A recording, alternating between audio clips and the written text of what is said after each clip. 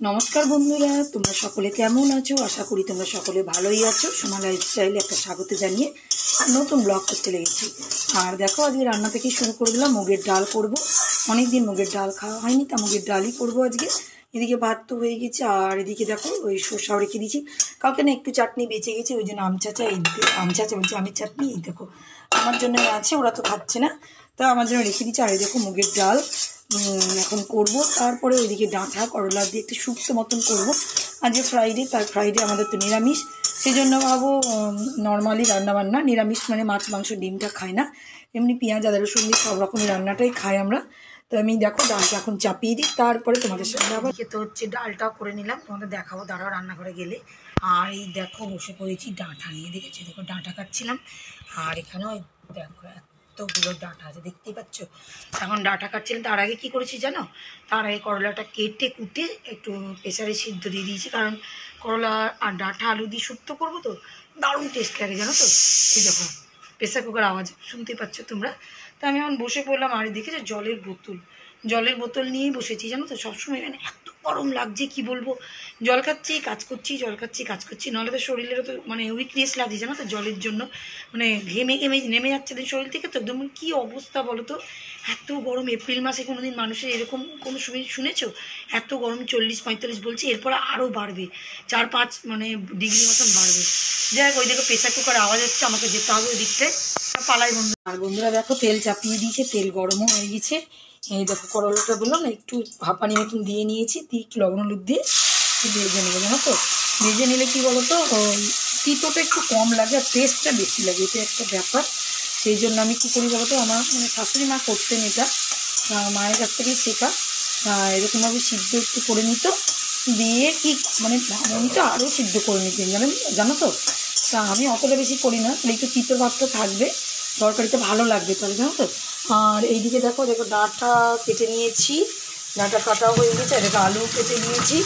এখন এবার সবই আলাদা আলাদা করে ভাজবো, এগুলোকে সব কটাকে আলাদা আলাদা করে ভাজবো। যেমন করলাটাকে ভেজে উঠিয়ে রাখবো, তেমন ডাঁটাটাকে কেটে না মানে ভেজে, উল্টোপাল্টা বলে দিচ্ছি তোমাদের সামনে, যাই হোক মাপ করে নিও। তা এই দেখো ডাঁটাটাকেও এখন ভেজে নিব এরপরে।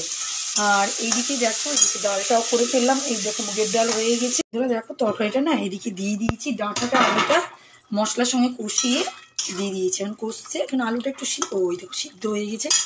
আর এই দেখো করলাটাকে একটু ভাজা ভাজা করে নিয়েছিলাম, তা এর সঙ্গে মিক্স করছি কেন তো লাস্টে, তাহলে না তিতোটা বেশি লাগবে না আর টেস্টটা বেশি বাড়বে।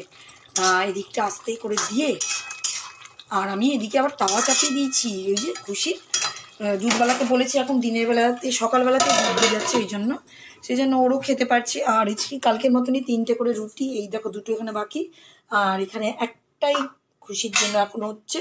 আর দেখো নতুন তাওয়া সেই চাকতিটায় কিন্তু আমি যে রুটিটা বেললাম, ভালোই লাগছে জানো তো। আর এই চাকতিটা কিন্তু এটা তোমরা হচ্ছে এটার সঙ্গে ম্যাচিং কেন, এটারই এই জিনিসটা, কারণ এই জিনিসটা করা ছিল এইখানটাতে। এখানে আমাদের জায়গাটা শর্ট হবে বলে এটা কেটে দিয়ে বাদ দেওয়া হয়েছে, সেই বাদের জায়গা থেকেই ওই মিস্ত্রি দাদা একটা এরকম চাকতি কেটে রেখেছিলো। তো আর ফেবিকুইক দেখো তরকারিটাও হয়ে গেছে এদিকে, আর রুটিটাও করে নিলাম জানো তো। আর তাওয়ার উপরে দেখো ডালটা চাপিয়ে রেখে দিয়েছি, তার কারণ কেন বলো তো, গরম থাকবে তাহলে। আর এখন তো আমরা খাচ্ছি না, খেতে তো অনেক লেট আছে। আর এখন টিফিনটা করে নিব। আর এইটার মধ্যে যা সুন্দরভাবে রুটিটা হলো না, বড় তো গোল, দারুণ সুন্দর গোল হলো। তা প্রথম দিন সাইড করে ফেললাম তোমাদের সামনে আমার চাকতিটা। তা যাই হোক, এখন আমি কি করবো জানো তো, এখন আগে টিফিনটা করে নেবো, তারপরে তোমাদের সঙ্গে আবার ভিডিওটা কন্টিনিউ করবো। আর এত রোদ্দুর যে কি বলবো, দেখো এখান থেকে রোদ্দুর দেখো, দেখো সামান্য আমাদের জানলার এখান থেকে এখনও দেখি কিন্তু রোদ্দুর আসেনি ভালো করে, প্রচণ্ড রোদ্দুর জানো তো, প্রচণ্ড রোদ্দুর।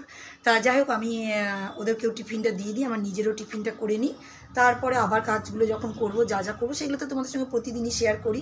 আর এই গাছটা দেখো না, এই গাছটা দেখো এইদিকে বেঁকে চলে আসছে, মানে এইদিকে ডালগুলো জানি না কি হয়েছে, আর শুকিয়েও যাচ্ছে প্রচুর, মানে এসি চলে তো, ওই জন্য জলটা তাড়াতাড়ি পরিষ্কার পরিচ্ছন্ন হয়ে গেল। রান্নাবান্না পুরো কমপ্লিট। এবার দেখো মিক্সি মেশিন নিয়ে নিয়েছি, তার কারণ এই দেখো লঙ্কা নিয়ে দাঁড়িয়ে পড়েছি।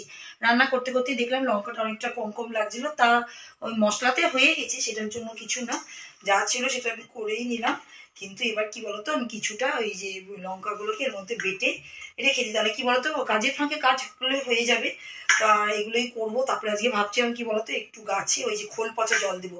এবার দিলে না এরা সব চিল্লাচিল্লি করে, কিন্তু কিছু করার নাই, খুব বাইরে রোদ গরম, মানে তাহলে না গাছগুলো ভালো হবে। রোদের মধ্যে খোল পচা জল দিলে বেশি ভালো হয়। তা দেখি আগে এই লঙ্কার কাজটা করে নিই, লঙ্কাটা বেটে ফ্রিজে ঢুকিয়ে রেখে দিই, তাহলে তো রান্নাঘরে, হ্যাঁ যাচ্ছি, তাহলে রান্নাঘরে তো কোনো মানে চাপ থাকছে না, রান্নাঘর পুরো পরিষ্কার কাজ কাম হয়ে যাবে। এবার গাছের কাজে চলে যাব, এইসবই কাজ। তা তোমাদের সঙ্গে তো লঙ্কা বাটাটাও শেয়ার করলাম, দেখি যদি গাছগুলো দেখাতে পারি তো দেখাবো, ব্যালকনিতে যখন যাবো তখন তো গাছ দেখাবো। এই দেখো বন্ধুরা, এতগুলো হয়ে গেল লঙ্কা বাটা। ওর মধ্যে কি দিলাম জানো তো, একটু সর্ষের তেল, একটু লবণ দিয়ে রেখে দেবো। আর এর মধ্যে যেগুলো লেগে আছে, বাবার এই কাশি উঠছে জানো তো লঙ্কা, তো এটাও ফ্রিজে রেখে দেবো। আর এটা সবসময় ব্যবহার করার জন্য এটা তো থাকে, এর মধ্যে সবসময় লঙ্কা থাকে। আর এটাতে মানে পুরোটাই নিয়ে এসে রাখলে, দেখো হাফ এতটা আছে এখনো লঙ্কা। তা যে এখন সব এগুলো ফ্রিজে ভরে টরে দিব আমি এখন গিয়ে। দেখো আমি ব্যালকনিতে বসে আছি, স্নান টান সব করে নিয়েছি জানো তো। দেখো স্নান করতে করতে 2-3 মিনিটের মধ্যে একদম চুলমুল শুকিয়ে গেছে। যাই হোক, সবই শুকিয়ে গেছে। কিন্তু ব্যাপারটা কি হয়েছে বলো তো, তোমাদেরকে তো তখন বললাম আমি খোল পচার জল দেবো, সেটা তার ভিডিও করেই নি, এত রোদ গরম। তাড়াতাড়ি করে জল টল দিয়ে স্নান টান করে নিয়েছিলাম জানো। তার কি রোদ্দুর ব্যালকনিতে। এই দেখো সব দিকে জামা কাপড় মেলা, কিন্তু দেখো যেটুকু ওরা রোদ পাচ্ছে, মানে অবস্থা খুব খারাপ হয়ে যাচ্ছে। এই দেখো, এই গাছগুলোকেও বাইরে রেখে দিয়েছি। কেন জানো, তার কারণ হচ্ছে এগুলো খোল পচার তো জল দেওয়া হয়েছে, সেই জন্য বাইরে রেখে দিয়েছি। একদম না রোদ্দুর দেখো, এখন তো জামা কাপড় ভরা, স্নান টান করেছি তো সব দিকে জামা কাপড় ভরা, সেই জন্যই মানে রোদটা একটু এখন কম লাগছে এখানটায়, তোমাদের কাছে সেরকম দেখা যাচ্ছে না। কিন্তু যা অবস্থা রোদ্দুরে, মানে খুব খারাপ অবস্থা। আর রোদ্দুরের জন্যই মানে খোল পচাটা দিলাম, যাতে ঠিক হয়। আর এই গাছটা দেখো, সেই তোমাদের ফুল দেখেছিলাম দেখো, আর ওই দেখো কি সুন্দর বড় হয়ে ফুটে গেছে না, কি ভালো লাগছে দেখে। তা আমি এখন ব্যালকনিতে বসে হলে তোমাদের একটু, তা বন্ধুরা জানো তো, ওই বাড়িতে একটু গেস্ট এসেছিলো, তা একটু চা টা করলাম। তা এখনই গেল, তা ভাবলাম মেজেই নিই, একবারে কাজটাও হয়ে যাবে আমার কিছুটা। তাই দেখো না, একটু চায়ের কাপ টাপ আছে, একটু গ্লাস চায়ের কাপ, এগুলো একটু মাজা ঘষা করবো। তা এমনি সব কিছু কাজ কাম করেই নিয়েছিলাম, সন্ধ্যে টন্ধে দেওয়া হয়ে গেছিলো, সব কিছু হয়ে গেছিলো। চা একটু এই চাটা খাওয়া, একটু গল্প করা, এইসব হলো। তা ভাবলাম সেই সুযোগে একটু মেজে ঘষেই নিই, নাহলে আবার সেই রাত্রেবেলায় থেকে যাবে কাঁচের জিনিস, করে নিলে কি নিজের শান্তি, অন্য কিছু না। তা ভাবলাম এই তোমাদের সঙ্গে একটু বক বক করে নেবো, আলফেরাও হয়ে যাবে, আমারও ভালো লাগবে, কাজটাও হয়ে যাবে তার সঙ্গে সঙ্গে। তা বন্ধুরা আজকের ভিডিওটা না মনে হচ্ছে তোমাদের সঙ্গে বাসন মেজে মেজেই মনে হচ্ছে আমি শেষ করবো, কিছু করার নেই। তোমাদেরকে কি দেখো বলো, সারাদিন মানে সংসারে কাজ আর কাজ আর কাজ, কাজ ছাড়া তো কিছু নেই আমাদের, তো মাদের তো তাই, তাছাড়া তো কি বলবো বলো তোমাদেরকে। তো আজকে ভিডিওটা বন্ধুরা এই পর্যন্তই রাখলাম। নেক্সট ব্লগে তোমাদের সঙ্গে আবার নতুন কিছু নিয়ে আবার আসার চেষ্টা করছি। তা এই হাতে বাসন